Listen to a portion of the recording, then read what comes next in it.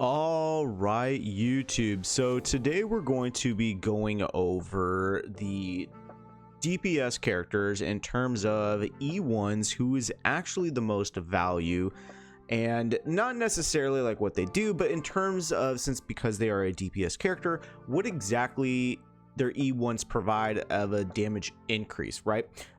So we're going to be going over that. You can see here we have our E1 characters. Obviously this is just like E1. This is, for example, if you miraculously gain like a double in a pull or whatever, or if you're thinking about maybe possibly doing a slight vertical investment into a specific DPS character, and all in all, that's what we're looking at. So first of all, the first honorable mention that we were going to be going over, because we only have like two, is going to be Acheron. And the reasoning why is because currently right now we're looking at about an 11.77% increase at a single target and about a 13.53% increase when it comes to multiple target scenarios. And just as a quick refresher, what her E1 does is it increases her crit rate by 18% when dealing damage to a debuffed enemy. Obviously, around her whole gimmick is about dealing damage to a debuffed enemy, so that is very obvious. And given the fact that new M Blade is going to be coming out, I think he's going to be very good for this character. So it is definitely something worth going over and talking about how well she's going to be, whether her damage is going to be increased. But that's the first honorable mention. The next honorable mention is actually going to go ahead and be Mighty, and he's going to be slightly less than Acheron because Mighty's Eidolon, or just Mighty in general as a character, isn't that great. But E1, as a refresher, is going to be increase the damage multiplier dealt by his God Slayer be God to the primary target by 30%.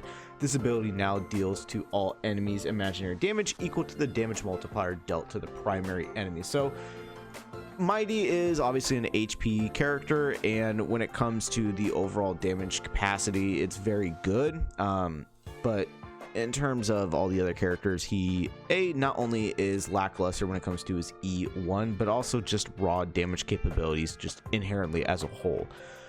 So now we're going to be going over the main characters I do want to go ahead and discuss. So these are going to be our 10 characters, and this is, you can see here, ranked in terms of the damage that they're going to be capable of providing. And then obviously we're going to be talking about what their E1s actually do as well. So starting off here at number 10 is actually quite surprising, and that is going to be Sparksy, because at E1 her damage is going to be increased by about 16.47%. And what exactly does her E1 actually do? Well, when the aha instance ends, she's going to be gaining 5 punchline, and for every 1 punchline owned, increases all type res pen for all allies by 1.5% up to a max of 15%. So it's decent in that it is a supporting capability, but in terms of overall damage capabilities, it really isn't that high in comparison to other characters. Now, I do have to preface that looking at this, we are not looking at them with their signature. We're just looking at them with like a generic 4-star light cone that you can get S5. Obviously with the signature, it's going to be slightly different, but that essentially that's what we're looking at. So yeah, she's a decent sub DPS character. She still does a lot of damage, but in terms of practical DPS standards, it's probably an E1 that you don't want to stop at. Number 9 actually, I'm sorry, is going to be the Herta, and Herta's damage is going to be increasing by about 21%, and her E1 is interesting, is that when the enhanced skill calculates interpretation, additionally calculates 50% of the interpretation stacks on one target with the highest stacks out of the primary target and adjacent targets. When using the enhanced skill to reset interpretation, resets the stack number to 15. So TLDR, having more interpretation on an enemy actually boosts the amount of damage that Herta is going to be doing with her enhanced skill after you use her ultimate. It's very good. And the fact that you're able to reset the total amount of interpretation up to 15 is very good, but this is yet another another character where you ideally just want to go to E2 because E1 isn't that significant of a pure DPS jump, right? It's lackluster, but you know, at this current point, is she really worth investing into? That's entirely up to you. Now, moving on, so we got what, 10, 9, so now moving on to number 8 actually is a character I think a lot of people are going to be surprised, and that is going to be Casterus. Now obviously Casterus is part of the main flagship team, so it is very important to see that, but in a single target scenario, Casterus's damage is just going to be increasing by 23%, where her AoE of at least 3 targets is going to be increasing by 21%, and 5 targets is going to be increasing by 22%. So we can really see a very consistent damage increase for everything in that general vicinity. But what her E1 actually does is that when the enemy's current HP is 80% or 50% or lower, when this unit's max HP, the damage dealt with the Bone Claw Dragon Doom's Embrace, or Dragon Claw Split the Veil, or Breath Scorches the Shadow, and Wing Sweep the Runes. Essentially, it's all the damage that Casterus is going to be doing with her dragon, is going to be 120% or 140% of the original damage. So it is a damage increase, but surprisingly, it's really not that much higher in comparison to what you would probably think about with casters, right? A very good DPS character, but the overall damage numbers are just not going to be that much higher, very surprisingly. So moving on over here, next we have Silver Wolf level 999. And this one is actually pretty surprising to me, given the fact that she is technically, at the time of this recording, the newest character to come out. But at E1, you're really going to be seeing like a 23.43% damage increase over just no Eidolons. And what this is going to be doing is it's going to be increasing the damage taken by enemy targets in the zone by 20%. When leaving the God mode player state, hidden MMR will not be cleared. 20% of the hidden MMR will be retained. So you're looking at a 20% damage increase to the enemy, not specifically by Silver Wolf, by everybody on the team, which is very good.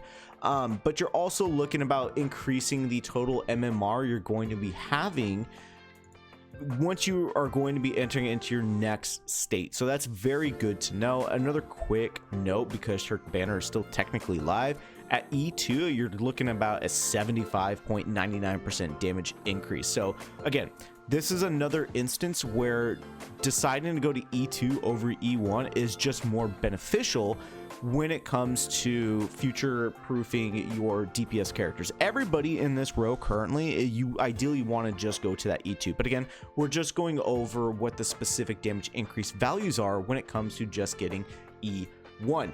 Next up is going to be another character that is surprisingly high. Granted, the overall damage capabilities aren't as high compared to the other overall characters. We're just looking at pure calculation standpoints to see what the numbers are going to be if you get a dupe, and that is going to be Fei Xiao.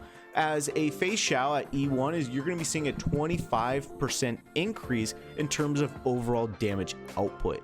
E1 is after using the Bolt Sunder Blitz or the Wave Axe Skyward, additionally increase the ultimate damage dealt by Fei Xiao by an amount equal to 10% of the original damage, stacking up to 5 times, lasting until the end of the ultimate action. So keep in mind that both of these instances are going to be in the ultimate, because you can choose whether or not to be attacking the enemy's toughness or just attacking the enemy's health. But being able to increase the overall damage is exceptional. It is very good. All right, so now we are going to be slight jump here when it comes to overall damage. Starting out, number 5 is going to be Phynon. As from an E0 to E1, you're looking at about a 27% damage increase, and this is where numbers are going to start getting absolutely astronomical, because if you do want to decide to go to E2, you're looking at almost about 100% damage increase to a single target.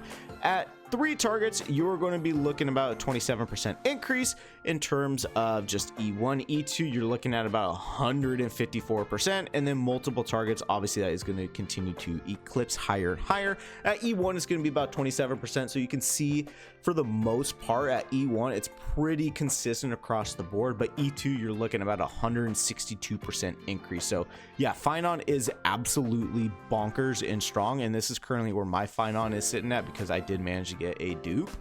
But E1 is going to be increasing the speed inherent ratio of Heiselins' extra turn increase to 66%, so more turns. Very good, faster find on. And for every enemy target defeated in one battle, further increases it by 1.5 up to 84%. And when using the ultimate, your crit damage is going to be increased by 50%, lasting for 3 turns. So having a very fast Heiselina is very beneficial because you are going to be having more instances of overall damage output.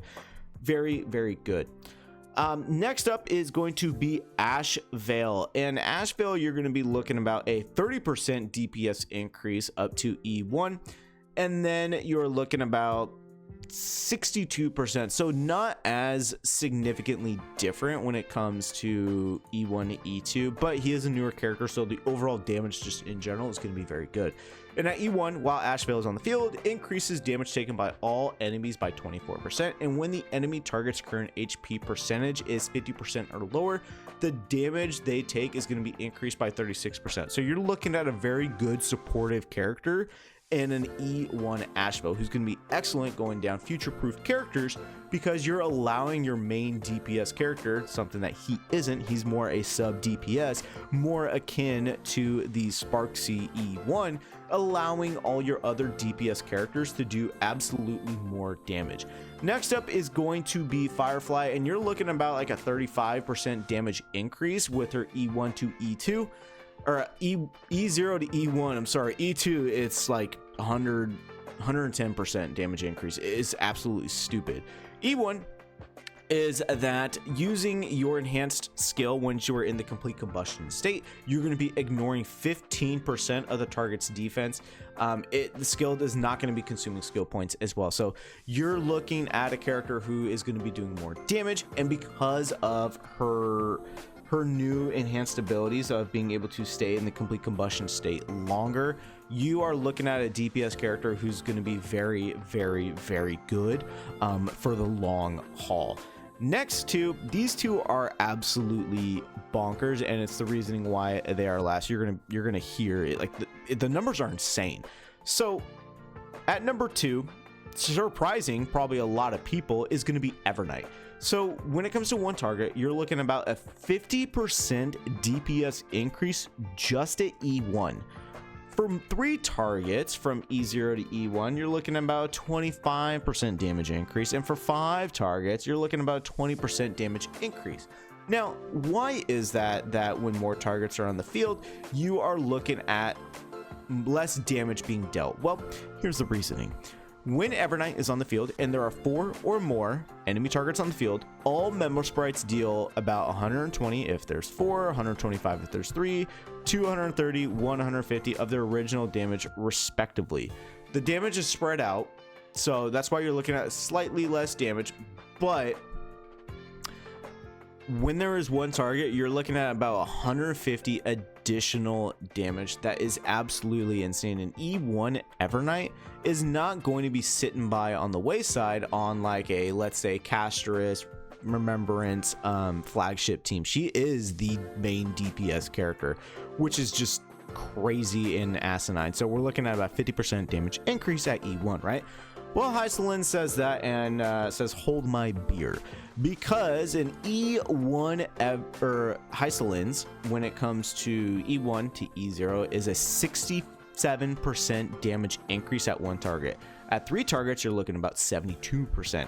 And at 5 targets or more, you're looking at 78% increase in damage. So what exactly is her E1 actually do? Is that when she's on the field, allied targets deal dot damage equal to 116% of the original damage. And when Heiselins inflicts wind, shear, blood, burn, or shock, which that is what she does on enemies through her talent, there's a 100% base chance to additionally inflict the target with 1 instance of those same debuffs that is identical to and can coexist with the original talent effect. So you're looking at a just stupid damage that she's going to be doing all together. Yeah, it's honestly insane, and just the basic fact that we're looking at all this damage from these characters is crazy. So this is the top 10 highest damage increase for DPS characters in their E1 state. I will be making a guide also for the supporting characters, because guess what? Supporting characters last longer than the actual main DPS character, because they fall off a little faster because of HP inflation and all of that. But yeah, that's going to be all for me, guys.